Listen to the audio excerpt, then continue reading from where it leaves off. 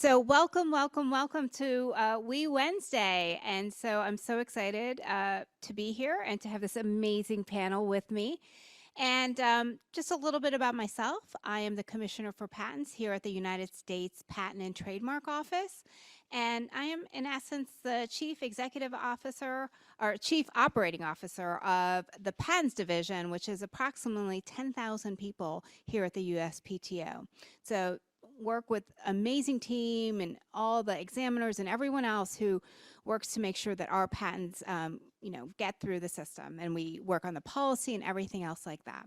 So as I said, welcome to We Wednesday, and the USPTO's We Initiative, which is Women's Entrepreneurship Initiative, is very community focused, collaborative, and creative, and it encourages and empowers women so that we can have more women founders across America and the globe.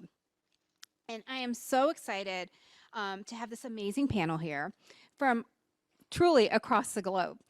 We have representatives from Canada, Philippines, Namibia, and Paraguay here with us today. And the goal of today is to increase awareness of the resources and services provided to women by the other intellectual property offices, share best practices on what is being done to help women obtain intellectual property, and provide women with understandings of the importance of building your network and so that it can help with your commercialization. So now what I'm going to do is I'm first going to ask each one of you to introduce yourself and just tell us a little bit about where you're from and what your current role is. So Vivian, could you please start? So good afternoon, and thank you for having me. I'm Vivian Kashiongwa. I'm the Chief Executive Officer of the Business and Intellectual Property Authority of Namibia, and we are responsible for intellectual property registration and maintenance, as well as business registration and maintenance. Thank you. Thank you. And Claudia?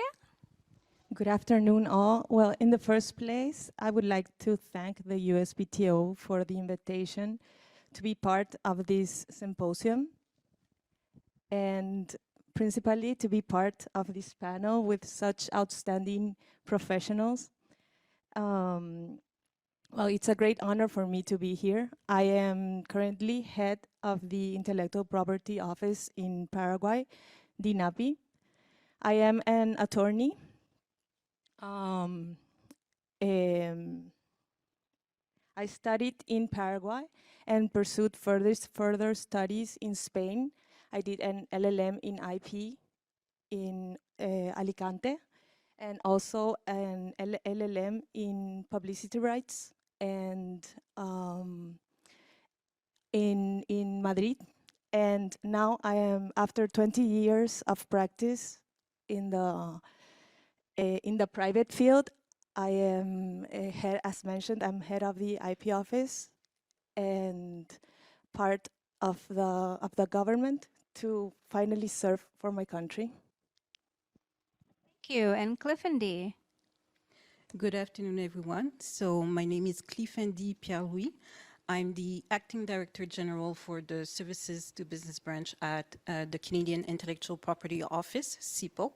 I just want to echo the message from Viviane. A real pleasure to be here today during this session, surrounded by so many of you distinguished guests.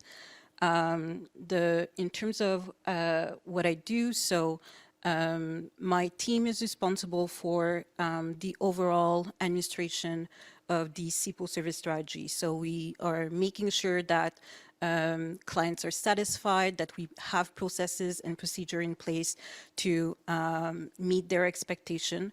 I'm also responsible for the team that is responsible for the IP awareness and education program for Canada, and also marketing, promotion, outreach, communication.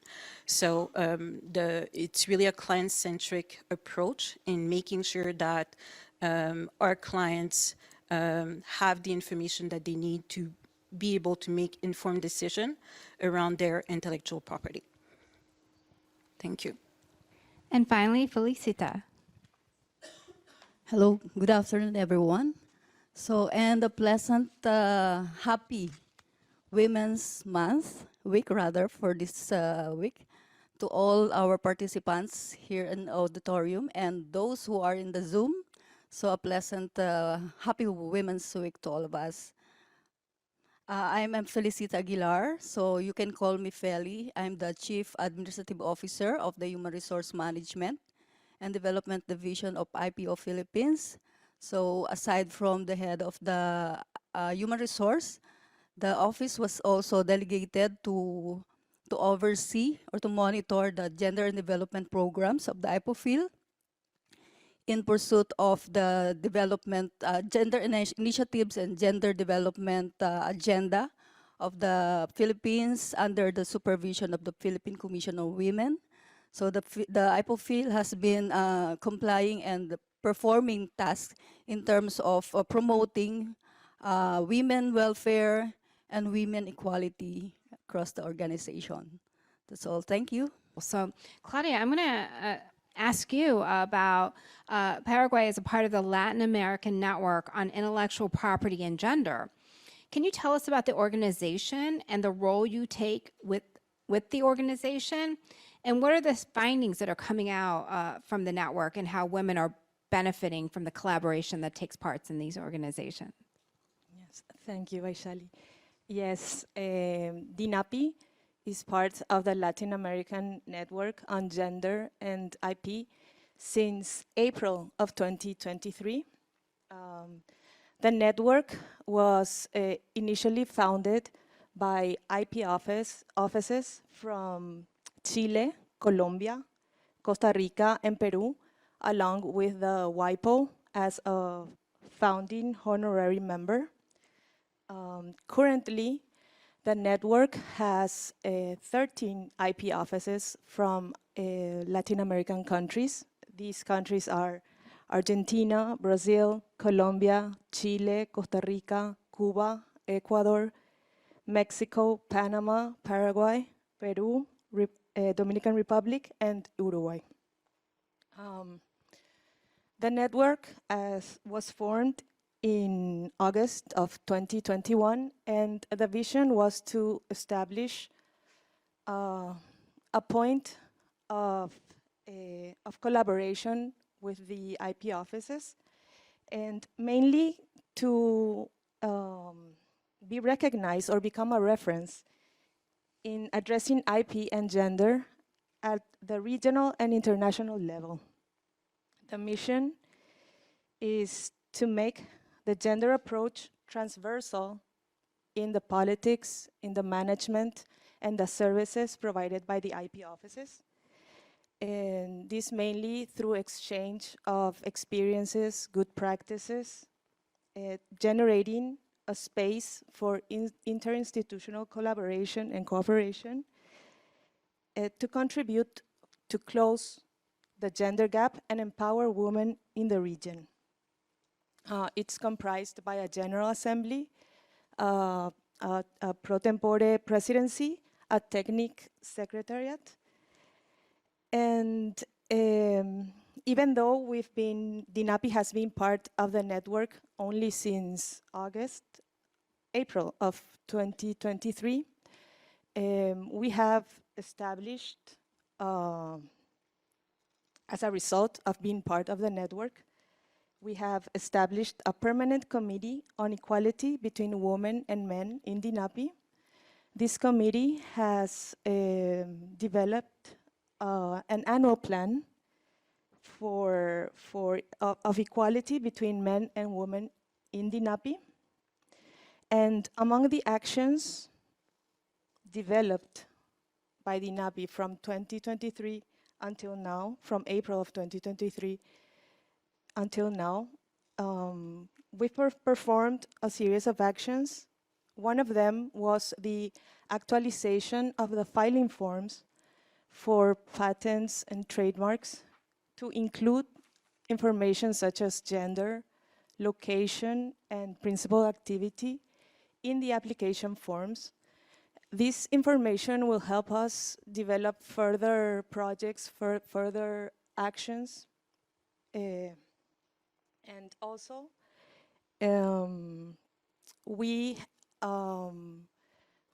the annual plan, along with the National Statistic Center, has gathered information on economic activities developed by women in Paraguay, and we have found very interesting information.